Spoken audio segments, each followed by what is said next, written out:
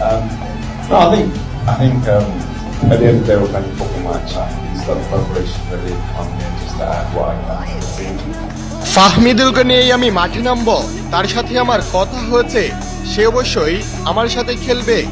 Wow, এবার football প্রেমীদের সুখবর দিয়ে একই বললেন বাংলাদেশের বর্তমান সুপারস্টার হামজা চৌধুরী। বাংলাদেশ ফুটবলে এখন সবচেয়ে উত্তাপ চড়ানো খবর হচ্ছে ফাহমিদুলকে ফুটবল স্কোয়াডে না রাখা। ফাহমিদুলকে বাদ দেওয়ার পর থেকেই দেশের ফুটবল প্রেমীরা রীতিমতো ফুঁসে ওঠে। দেশের ফুটবল বুদ্ধারাও এ নিয়ে মন্তব্য করেছেন।